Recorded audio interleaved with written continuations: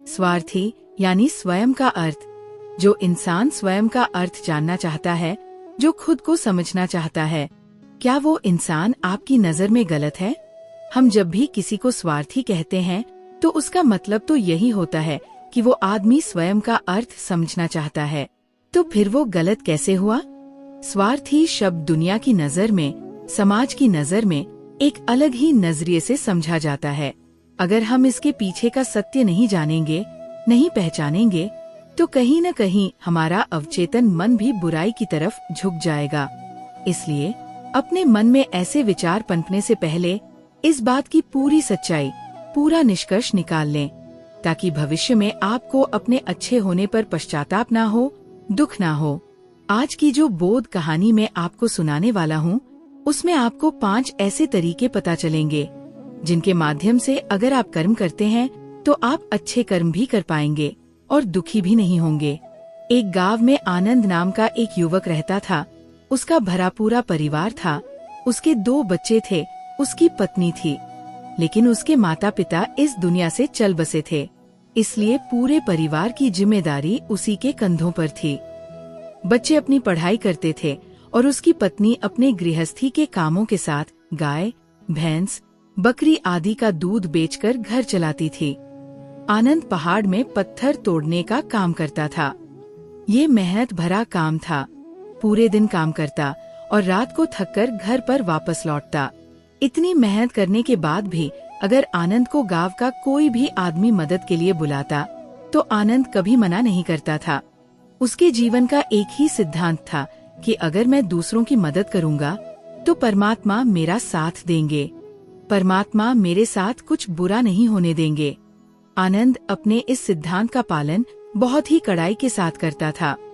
उसकी पत्नी उसे अक्सर समझाने की कोशिश करती थी कि सबसे पहले अपना काम करो, अपने परिवार को देखो, 2 बच्चे हैं हमारे, और फिर भी तुम दूसरों के काम करने में लगे रहते हो। अपने घर को तो संभालो। जब ऐसी बातें आनंद के कानों में पड़ती तो उसके हृदय में कांटा चुभने लगता था और उन दोनों में लड़ाई झगड़ा शुरू हो जाता था। अक्सर उनके लड़ाई झगड़े का यही सबसे बड़ा कारण होता था। लेकिन ना तो आनंद अपने आप को बदल पाया और ना ही उसकी पत्नी ने उसे समझाना कभी बंद किया। इसी वजह से आए दिन उनके घर में क्लेश होता रहता था। जहाँ तक गांव वालों की बात थी तो वे आनंद के स्वभाव को जानते थे और जानबूझकर जो काम आसान भी होता था, जो उनके सामर्थ्य में भी होता था, उस काम के लिए भी वे आनंद को बुला लेते थे ताकि उन्हें कम मेहनत करनी पड़े। कहने का अर्थ ये है कि गांव वाले आनंद की इस शिष्टाचार का फायदा उठाते थे, लाभ उठाते थे और पीछे से उसका मजाक उड़ाते थे, उसे बेवकूफ कहते थे। एक दिन आनंद की पत्नी बहुत ज्यादा बीमार पड़ गई। आनंद से जो कुछ भी सेवा हो सकती थी उसने वह सब अपनी पत्नी के लिए किया। उसने गांव के वैद्य को बुलाकर अपनी पत्नी की जांच करवाई, लेकिन ये रोग उस वैद्य की पकड़ के बाहर था। इसलिए वैद्य ने कहा कि तुम्हें अपनी पत्नी को नगर में जाकर किसी बड़े वैद्य को दिखाना होगा, तभी उसकी जान बच सकती है। जब आनंद ने ये बात सुनी तो वह घबरा गया। अब पत्नी को नगर तक कैसे लेकर जाए, क्योंकि उसके पास इतना धन नहीं था कि वह अपनी पत्नी के लिए एक घोड़ा गाड़ी करके उसे नगर ले जा सके। उसकी पत्नी की हालत बिल्कुल चलने की भी नहीं थी, इसलिए उसे नगर पहुंचाने के लिए किसी घोड़ा गाड़ी की जरूरत थी। तमुस्तनियोग से उसके पड़ोसी धन्मू के पास एक घोड़ा गाड़ी थी। वह अक्सर व्यापार के लिए अपनी घोड़ा गाड़ी नगर में लेकर जाता था। इसे लेकर आनंद के मन में विचार आया कि वो धन्मू से घोड़ा गाड़ी मांग सकता है। उसने सोचा, मैं धन्मू की इतनी मदद करता हूँ, कभी उसके काम को नहीं टालता, तो वह तो मेरे काम को कभी मना ही नहीं कर सकता। यही सोचकर वो घोड़ा गाड़ी लेने के लिए धन्मू के पास पहुँचा। लेकिन धन्मू बहुत ही चालाक इंसान था। वह बिना किराए के अपनी घोड़ा गाड़ी अपने सगे संबंधियों के लिए भी नहीं देता था, तो आनंद की तो दूर की बात रही। जब आनंद ने उससे घोड़ा गाड़ी के बारे में पूछा तो उसने ये कहकर उसका काम टाल दिया कि मेरे घोड़े बहुत ज्यादा बीमार हैं, वो शायद बच भी मुश्किल से पाएंगे। 5 दिनों से वो कुछ नहीं खा रहे, तो ऐसे में बेचारा घोड़ा गाड़ी लेकर नगर तक कैसे पहुंच पाएगा। हाँ, अगर तुम कुछ धन की व्यवस्था कर सकते हो तो मैं अपने एक मित्र की घोड़ा गाड़ी तुम्हारे लिए मंगवा सकता हूँ। ये सुनकर आनंद परेशान और चिंतित हो गया, क्योंकि उसके पास धन तो था ही नहीं। इसका मतलब उसकी पत्नी बड़े नगर में वैद्य के पास इलाज के लिए पहुंच नहीं पाएगी। उलझन भरे विचार लिए जब आनंद वापस आ रहा था तो उसने एक दिल दहलाने वाला दृश्य देखा। उसने देखा कि धन्मू के घोड़े, जो धन्मू के अनुसार बीमार थे और कुछ खा भी नहीं रहे थे, वही घोड़े गांव का ही एक युवक उसकी बांध से खोलकर बाहर ला रहा था और गाड़ी में उन्हें जोत रहा था। ये देखकर पहले तो आनंद को कुछ समझ में नहीं आया। उसके बाद जब आनंद ने उस युवक से पूछा तो उसने बताया कि धन्मू ने ये घोड़ा गाड़ी उसे किराए पर दी है। ये सुनकर आनंद का दिल टूट गया। उसने कभी सपने में भी नहीं सोचा था कि उसका सबसे अच्छा मित्र धन्मू उसके साथ ऐसा कर सकता है। आनंद यही सोच रहा था कि एक वह दिन था जब धन्मू की बेटी बीमार हो गई थी और धन्मू वहाँ पर नहीं था, तो मैं पूरी रात वैद्य जी के पास उसके लिए बैठा रहा था। उसकी देखभाल की थी, उसकी सेवा की थी। कुछ देर बाद वैद्य बाहर आकर आनंद को एक बहुत बुरी खबर देता है। वो आनंद को बताता है कि उसकी पत्नी को करक रोग हो चुका है और इसका कोई भी इलाज नहीं है। उसके पास अब कुछ समय ही शेष बचा है। ये सुनकर आनंद दुखी होकर वही जमीन पर बैठ गया। उसे कोई रास्ता नजर नहीं आ रहा था। कुछ समय बाद उसकी पत्नी चल बसी और अब दोनों बच्चों की जिम्मेदारी उसके कंधों पर आ गई। लेकिन यहाँ पर आनंद के सारे सिद्धांत टूट चुके थे, उसके सारे भ्रम खत्म हो चुके थे। अब उसके दिमाग में एक ही बात थी कि अच्छा कर्म करने से परमात्मा साथ नहीं देता, बल्कि बुरे लोग फलते फूलते हैं, और इस बात का वह सबसे बड़ा गवाह है। ये विचार अक्सर उसके दिमाग में चलते रहते थे और इसी वजह से उसका मन धीरे धीरे संन्यास की ओर झुक गया। एक दिन ऐसा भी आया जब उसने अपने बच्चों को अपने रिश्तेदारों के पास छोड़कर इस दुनिया को त्याग दिया और सन्यासी बनने के लिए घर से निकल पड़ा। उसने गांव में किसी को नहीं बताया कि आनंद अचानक कहाँ गायब हो गया। सन्यास की दीक्षा लेने के लिए वह एक बौद्ध भिक्षु के पास पहुंचा। बौद्ध भिक्षु उस समय ध्यान में बैठे हुए थे। ध्यान से बाहर आने के बाद उन्होंने बड़े ध्यान से आनंद के चेहरे को देखा और उससे सन्यासी बनने का कारण पूछा। इस पर आनंद ने उन्हें अपनी पूरी आपबीती सुना दी और कहा, हे महात्मा, इस दुनिया से मुझे कुछ भी हासिल नहीं हुआ। मेरा मन इस दुनिया से विरक्त हो चुका है। जब अपने दोस्तों ने ही मेरा साथ नहीं दिया तो इस दुनिया में रहने का क्या मतलब? और इसी वजह से मैं सन्यासी बनना चाहता हूँ। ये सुनने के बाद बौद्ध भिक्षु ने उपदेश देना शुरू किया। उन्होंने कहा, याद रखना बेटा, जीवन से विरक्त होकर सन्यासी बनना तुम्हें परम सुख तक कभी नहीं पहुंचा सकता, परम आनंद तक कभी नहीं पहुंचा सकता। तुम दुनिया से अपने मन पर एक बोझ लेकर विरक्त हुए हो। तुम दुनिया से परमात्मा की खोज करने के लिए विरक्त नहीं हुए हो। इस भ्रम में कभी मत रहना। तुम संसार से विरक्त हुए हो क्योंकि संसार ने तुम्हें धोखा दिया, ऐसा तुम्हें लगता है। इसलिए तुम परमात्मा पर कभी विश्वास नहीं कर पाओगे और न ही उन पर अपनी पूर्ण आस्था बना पाओगे। इसलिए सन्यासी होने का भी तुम पूरा लाभ कभी नहीं उठा पाओगे। सन्यासी होने का लाभ तब मिलता है जब हमारी प्रभु में, परमेश्वर में, परमात्मा में पूर्ण आस्था बन जाती है। मैं तुमसे पूछता हूँ, क्या तुम्हारी आस्था परमात्मा में है? ये सुनकर आनंद कहता है, हे महात्मा, मैं तो दुनिया देखकर आया हूँ कि जो बुरे कर्म करता है वह फलता फूलता है और जो अच्छा काम करता है उसे कुछ भी नहीं मिलता। परमात्मा उसे दुखी दुख देता है। बौद्ध भिक्षु ने कहा, तुम परमात्मा पर अपनी पूर्ण आस्था कैसे बना सकते हो? ये सुनकर बौद्ध भिक्षु ने कहा, यही तो मैं तुम्हें समझाना चाहता हूँ कि तुम अपनी पूरी ऊर्जा सन्यासी जीवन में लगाओ और उसके बाद भी अगर तुम्हें फल प्राप्त नहीं होता तो तुम्हें कैसा लगेगा? इसलिए किसी की भी मदद करने के लिए मैं तुम्हें 5 सिद्धांत बताता हूँ। ये 5 सिद्धांत समझकर तुम संसार में वापस लौट जाओ और संसार में एक गृहस्थ जीवन जियो। इसके बाद ही सन्यासी जीवन का उदय होता है।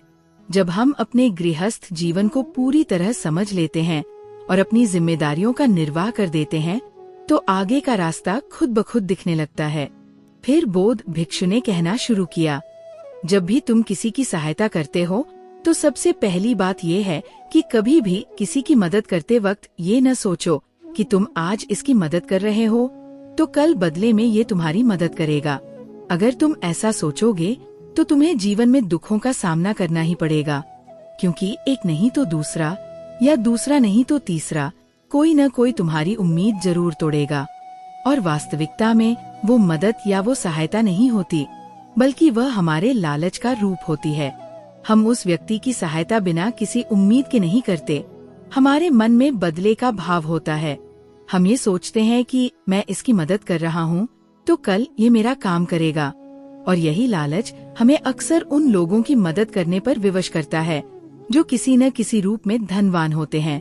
हमें लगता है कि कल ये आदमी धन के द्वारा मेरी मदद कर सकता है, लेकिन जिस इंसान को वास्तव में मदद की आवश्यकता है वो गरीब हो सकता है, लेकिन हमारा मन अपने लालच के वशीभूत होकर उसकी मदद कभी नहीं करेगा। इसलिए किसी की मदद करने के अपने दायरे को बढ़ाओ। केवल एक प्रकार के वर्ग के लिए मदद नहीं करनी चाहिए। मदद सभी के लिए समान होनी चाहिए। जरा सोचो, एक तरफ तुम्हारा मित्र है जिसके पास धन है, संपत्ति है, और दूसरी ओर कोई गरीब महिला है जो भूखी बैठी है। तुम्हारा दोस्त तुमसे कहता है, यार आज तो खाने के लिए अच्छे पकवान मंगवाओ बाजार से, और दूसरी तरफ वह महिला तुमसे 2 सूखी रोटियां मांग रही है। तो तुम किसकी मदद करोगे? कौन मदद का हकदार है? सबसे पहले हमारा कर्तव्य बनता है उस महिला की भूख मिटाना, लेकिन अक्सर इंसान ऐसा नहीं सोचता।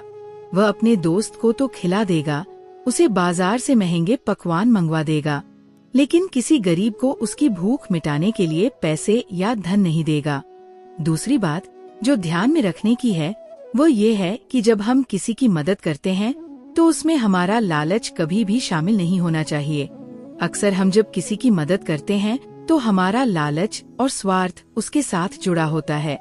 हम अपनी भविष्य की योजना तैयार करके मदद करते हैं। सोचते हैं कि अगर मैं इसका ये काम करूँगा तो भविष्य में ये मेरा ये काम करेगा। और ये मदद, ये सहायता परमात्मा के द्वार को नहीं खटखटाती, क्योंकि वह लालच है। जाहिर है तुम अपने आप को धोखा देने के लिए अपने लालच को एक सहायता का रूप दे रहे हो। तीसरी बात जो ध्यान में रखने की है वह यह है कि अपने सामर्थ्य के अनुसार ही दूसरे की मदद करो। कभी भी एक गृहस्थ व्यक्ति को अपनी मदद इस हद तक नहीं करनी चाहिए कि उसका अपना परिवार कष्ट में पड़ जाए। सबसे पहला फर्ज हमारा अपने परिवार को सुखी रखना, उनकी जरूरतें पूरी करना है, और उसके बाद दूसरों की मदद करनी चाहिए। लेकिन कुछ लोग दूसरों की मदद पहले करते हैं और अपने परिवार को तवज्जो कम देते हैं, जिससे कि परिवार में लड़ाई झगड़े बढ़ते रहते हैं, और यह हम समाज में भी देखते हैं। अगली बात जो ध्यान में रखनी चाहिए वह यह है कि अपना कर्म और अपनी जिम्मेदारियां पहले निभानी होती है।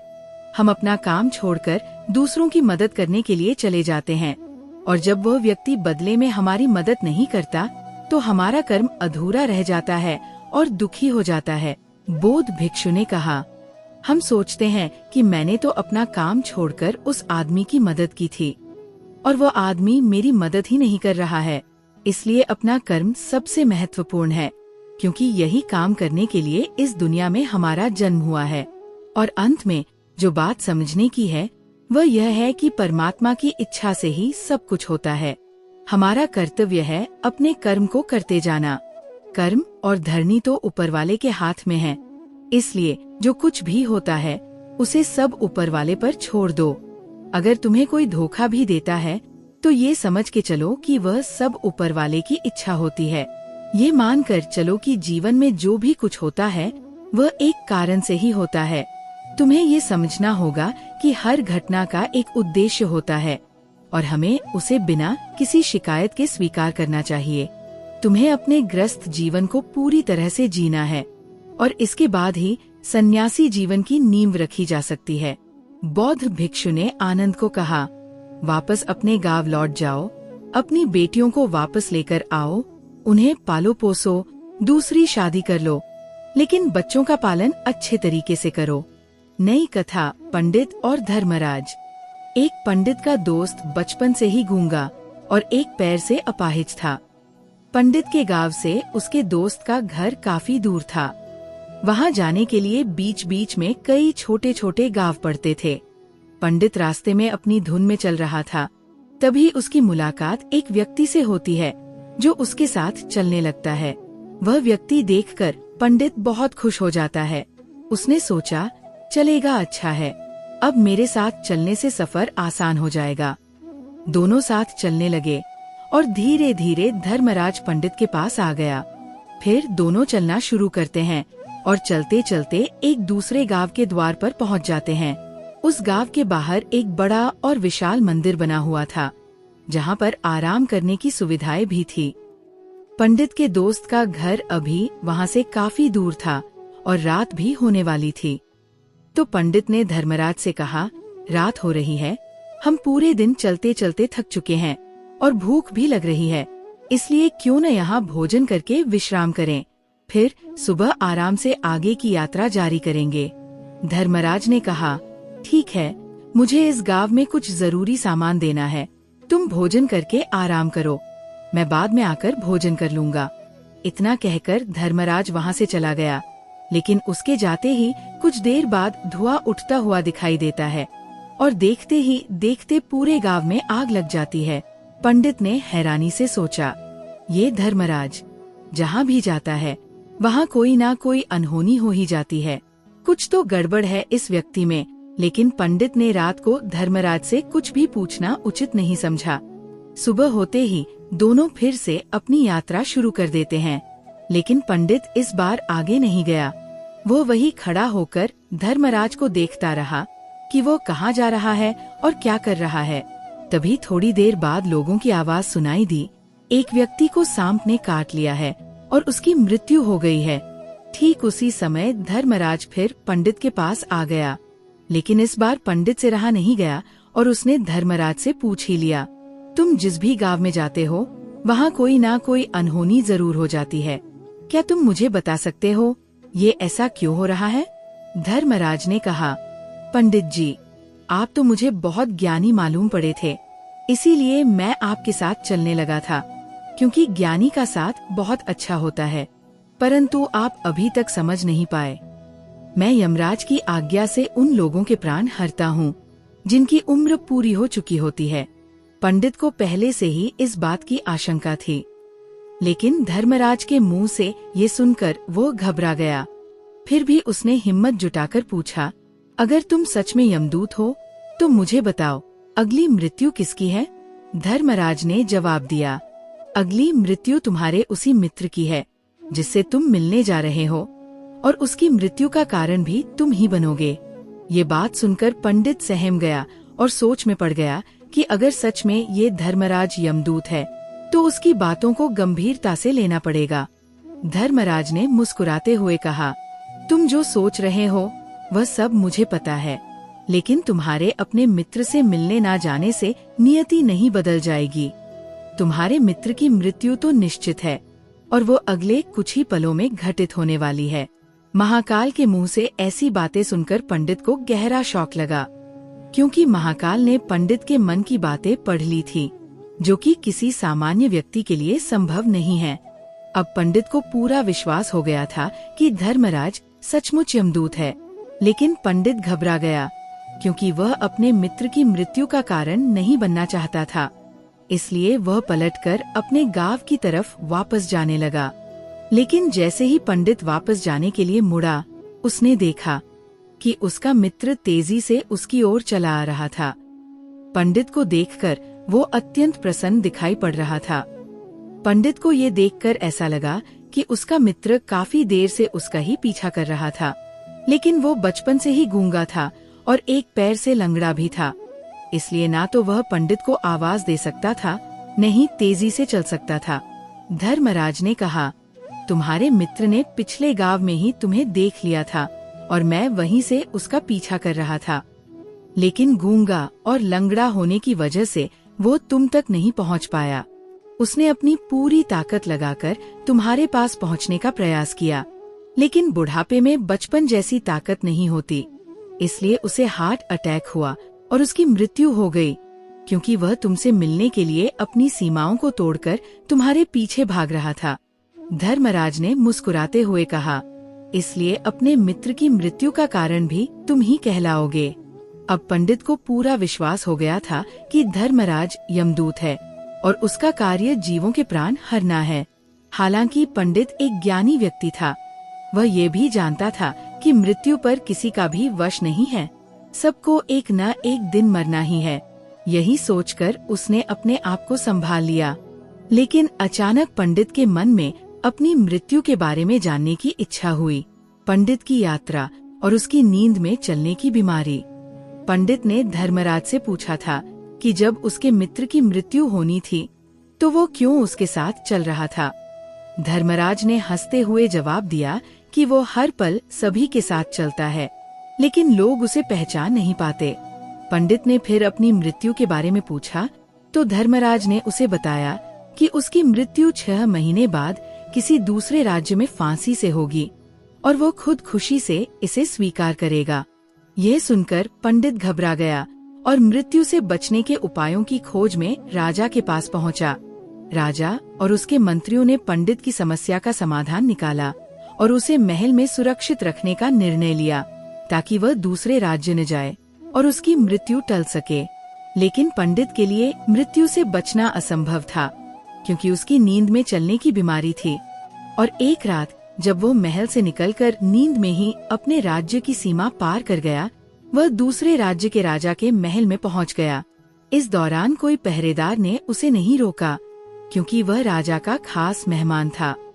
पंडित की नींद में चलने की बीमारी ने उसकी नियति को पूरा किया और उसे ये एहसास हुआ कि मृत्यु से बचना किसी के बस में नहीं होता।